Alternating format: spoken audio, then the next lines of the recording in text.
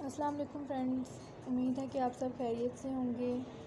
तो आज मैं काफ़ी दिनों बाद आप लोगों के साथ वीडियो शेयर करने वाली हूँ और ये है डिस्क्रीट मैथ। मैंने एक न्यू सब्जेक्ट चूज़ किया है। असल में मैं बीएस मैथ की स्टूडेंट हूँ, तो हमारा एक न्यू मेजर सब्जेक्ट आया है डिस्क्रीट मैथ। ये ज़्यादातर कंप्यूटर वालों को पढ़ाते हैं, जो बीएस सीएस करते हैं उनको पढ़ाते हैं, साथ में बीएस मैथ वालों को भी पढ़ाते हैं। तो ये हमारा मेजर सब्जेक्ट है। पहले जो मैंने आप लोगों से ग्रुप थ्योरी के वीडियोस शेयर की थी, जिनके मेजर सब्जेक्ट था वो हमारा, उसके मैंने मेन कॉन्सेप्ट्स आप लोगों के साथ शेयर किए थे। तो इसी तरह मैं अब आप लोगों के साथ डिस्क्रीट मैथ जो है, इसका भी मेजर कॉन्सेप्ट जो है वो शेयर करूँगी। तो सबसे पहले एक शॉर्ट सा इंट्रोडक्शन मैं आप लोगों को देना चाहूँगी डिस्क्रीट मैथ का, कि डिस्क्रीट मैथ होता क्या है। हम लोगों ने ये पहले कभी नहीं पढ़ा सब्जेक्ट, तो इसका शॉर्ट इंट्रोडक्शन तो बनता है। तो चलिए स्टार्ट करते हैं। तो सबसे पहले हमारे माइंड में एक सवाल आता है कि डिस्क्रीट मैथ है क्या चीज़, ठीक है। तो डिस्क्रीट मैथमेटिक्स, इसकी नाम से पता चल रहा है कि ये मैथ की एक ब्रांच है, लेकिन इस ब्रांच में हम स्टडी क्या करते हैं, तो चलें पढ़ लेते हैं कि ये है क्या। तो study of discrete element, discrete math एक ऐसी ब्रांच है मैथ की जिसमें हम डिस्क्रीट एलिमेंट्स के बारे में स्टडी करते हैं। अब डिस्क्रीट एलिमेंट्स क्या चीज़ होती हैं, मैं आपको एग्जांपल देती हूँ, 2 एग्जांपल्स देती हूँ, ठीक है। Number of students in your class, कोई आपसे कहता है कि आपकी क्लास में कितने स्टूडेंट्स हैं या उनकी तादाद बताएं, तो आप कहते हैं कि 40 हैं, 50 हैं, यानी कि जितने होंगे आप उतने बता देंगे, ठीक है। तो आप एक पार्टिकुलर एक आंसर देंगे, क्योंकि उसकी आपको वैल्यू पता होगी, तो आप उसका एक पार्टिकुलर आंसर देंगे। लेकिन अगर मैं आपसे कहूँ कि number of students in your school, number of students in class तो आपको पता है, लेकिन number of students in school, इस बारे में आप क्या कहेंगे।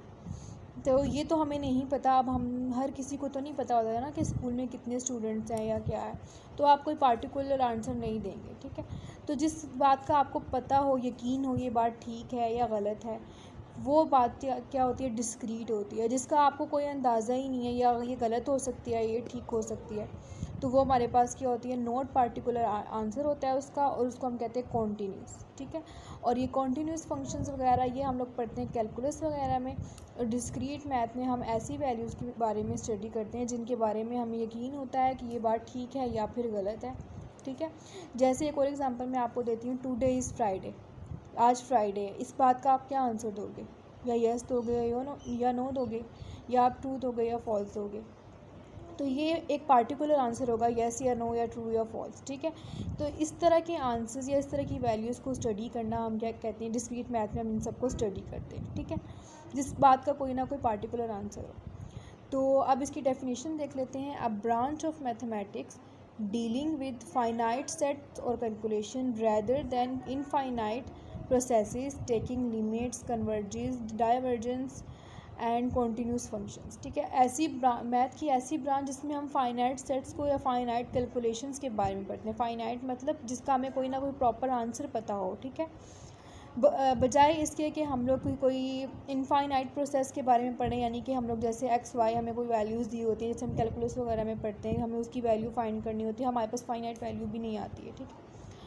तो टेकिंग लिमिट्स हम फाइंड करते हैं, लिमिट्स लेते हैं, कन्वर्जेंस, डाइवर्जेंस, कॉन्टीन्यूस फंक्शन, ये सब हम लोग किसी बाकी सब्जेक्ट्स में पढ़ते हैं। लेकिन डिस्क्रीट मैथ में हम ऐसी वैल्यूज़ को पढ़ते हैं जिसमें हमें प्रॉपर कैलकुलेशंस पता हो, ठीक है, जिसका हम प्रॉपर आंसर दे सकें।